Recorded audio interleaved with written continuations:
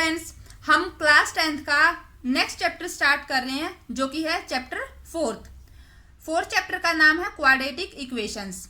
आज हम इस चैप्टर को स्टार्ट कर रहे हैं और आज इस वीडियो में हम 4.1 का इंट्रोडक्शन पार्ट कंप्लीट कर लेंगे। ठीक है, जो हमारी लास्ट वीडियो थी उसमें हमने इसका थर्ड चैप्टर कंप्लीट कर लिया है।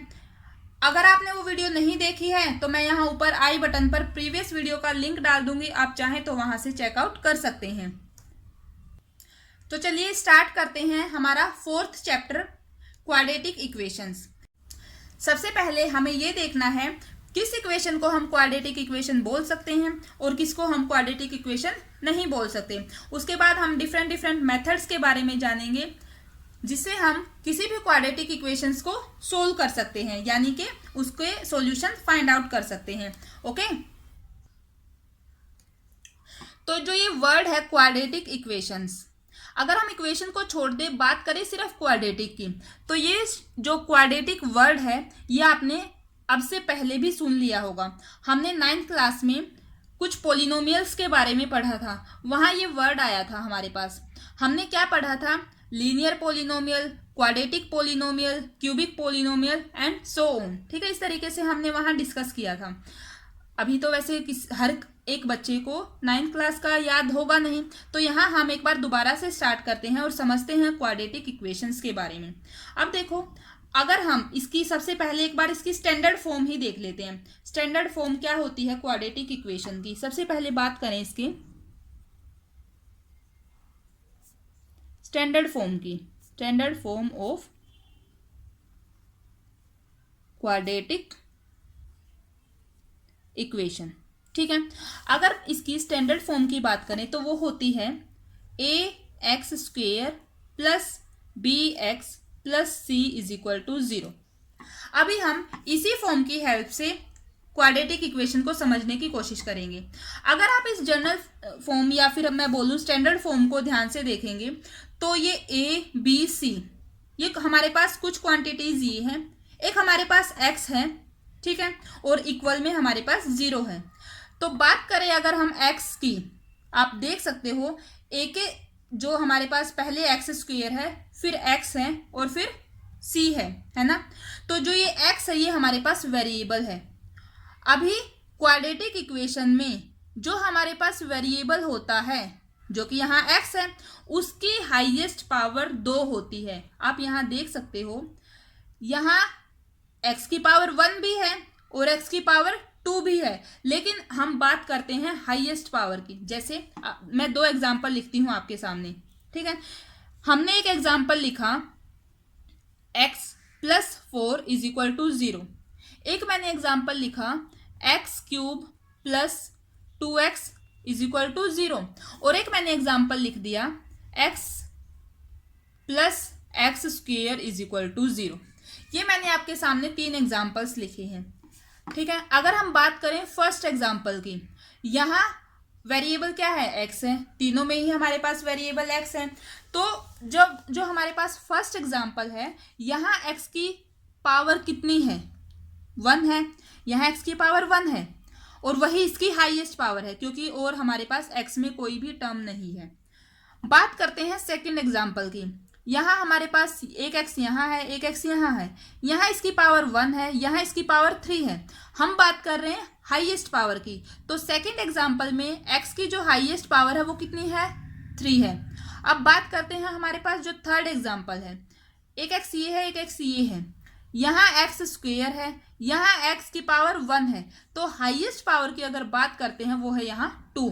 तो ना तो हम इसको क्वाड्रेटिक इक्वेशन बोलेंगे ना हम इसको बोलेंगे, हाँ हम इसको क्वाड्रेटिक इक्वेशन बोलेंगे। क्यों? क्योंकि अभी अभी मैंने आपको बताया क्वाड्रेटिक इक्वेशन में हमारे पास वेरिएबल की हाईएस्ट पावर कितनी होनी चाहिए? 2 होनी चाहिए। ठीक है, फर्स्ट पॉइंट ये क्लियर होता है। सेकंड अगर हम बात करते हैं, अभी आप देखो आपने कुछ ऐसी इक्वेशन के बारे में भी पढ़ा होगा कि x² plus y² is equal to 0। एक ये एग्जाम्पल ले लेते हैं। ठीक है, अभी यहाँ x और y दोनों वेरिएबल हैं। कितने वेरिएबल हैं यहाँ हमारे पास? 2 वेरिएबल हैं। ये क्या है हमारे पास? वेरिएबल हैं। ठीक है, वेरिएबल क्या होते हैं? जिनकी वैल्यू किसी पर्टिकुलर सिचुएशन के अकॉर्डिंग चेंज होती रहती है। ठीक है, तो x और y यहाँ हमारे पास दो वेरिएबल हैं। अब अगर आप बात करो हाईएस्ट पावर की, इसकी भी दो है, इसकी भी दो है। यहाँ हाईएस्ट पावर तो दोनों की दो है, ये कंडीशन सेटिस्फाई हो रही है, लेकिन हमारे पास वेरिएबल दो आ गए हैं। तो अगर हम क्वाड्रेटिक इक्वेशन की बात करते हैं तो हमारे पास वेरिएबल भी एक ही होना चाहिए, यानी कि इसको भी हम जो हमारी क्वाड्रेटिक इक्वेशन है वो नहीं बोल सकते।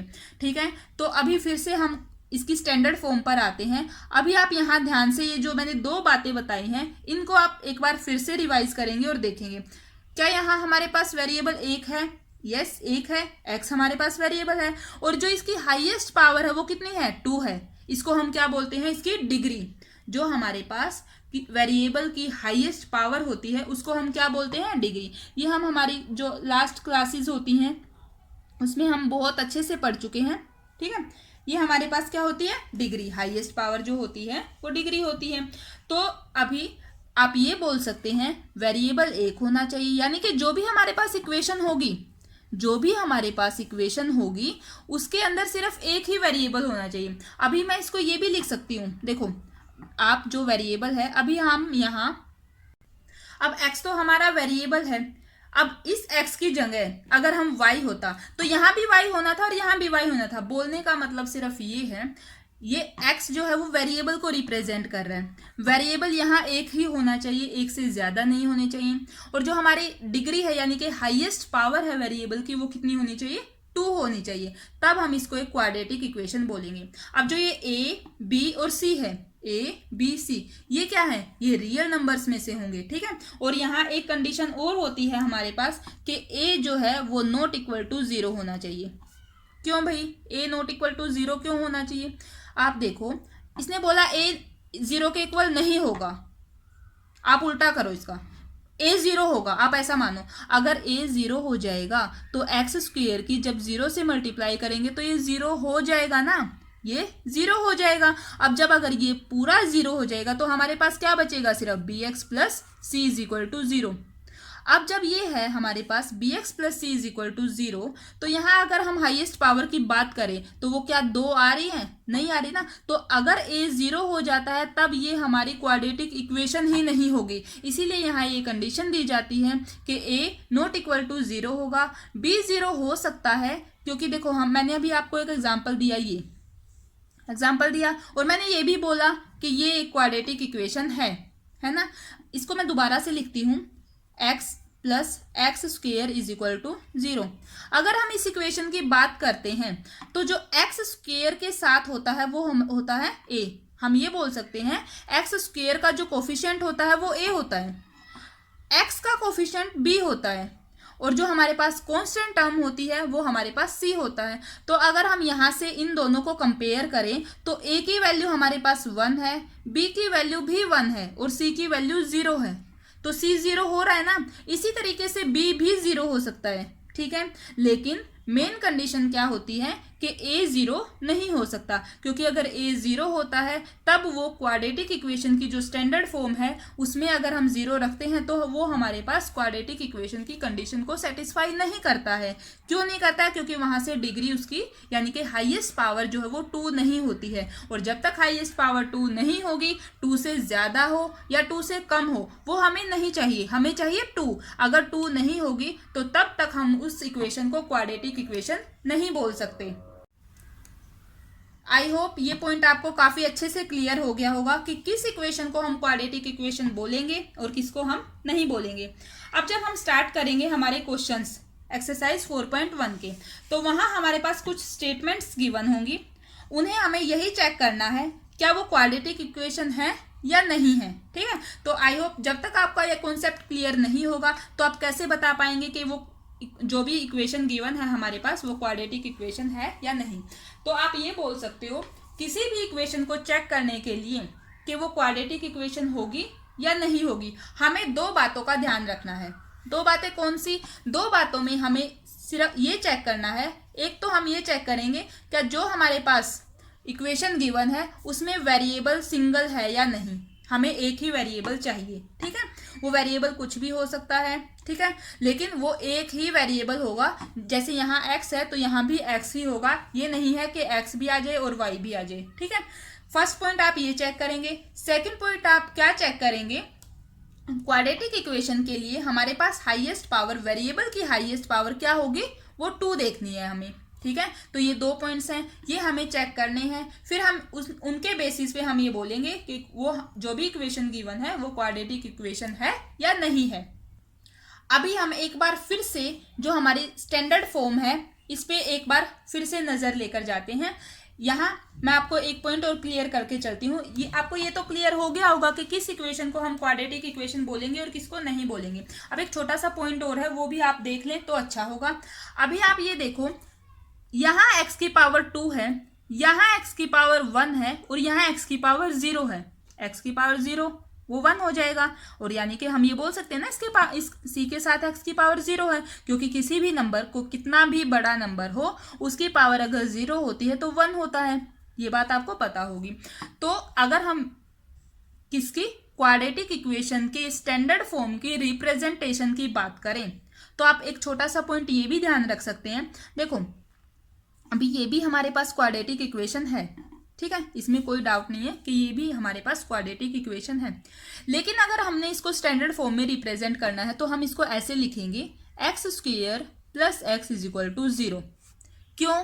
क्योंकि स्टैंडर्ड फॉर्म में जब हम किसी भी क्वाड्रेटिक इक्वेशन को रिप्रेजेंट करते हैं तो उसकी x की, यानी कि वेरिएबल की घटती हुई पावर लिखते हैं। घटती हुई पावर मीन्स सबसे पहले हमने इसकी सबसे बड़ी पावर लिखी, फिर हमने उससे कम पावर लिखी और फिर हमने उसकी सबसे कम पावर लिखी, ठीक है। ये बात आप समझ गए होंगे, यानी कि जो इसकी पावर्स है ना उनका डिक्रीजिंग ऑर्डर में लिख रहे हैं उनको हम, ठीक है। तो ये हमारे पास स्टैंडर्ड फॉर्म होती है क्वाड्रेटिक इक्वेशन की। ये आपको अच्छे से ध्यान रखनी है, क्योंकि जब हमारे पास क्वेश्चन आएंगे और अगर उसमें बोला गया है कि ये क्वाड्रेटिक इक्वेशन है और यहाँ से आप ABC की वैल्यू फाइंड आउट करो, तो वो आप कैसे फाइंड आउट करेंगे, इसी की हेल्प से ना, इसके साथ आप कंपेयर करोगे, तभी आप वहाँ से A, B और C की वैल्यू फाइंड आउट कर सकते हो।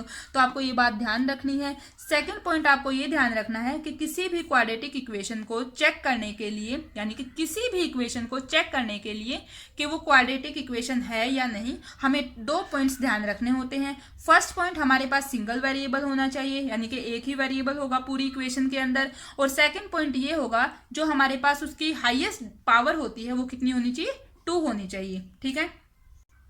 तो फ्रेंड्स, मैंने अपनी तरफ से इसको बहुत अच्छे से एक्सप्लेन करने की कोशिश की है। आशा करती हूँ आपको भी बहुत अच्छे से इस कॉन्सेप्ट जो है समझ में आ गया होगा। तो फ्रेंड्स, ये थी हमारी आज की वीडियो। नेक्स्ट वीडियो में हम इसकी 4.1 एक्सरसाइज स्टार्ट करेंगे।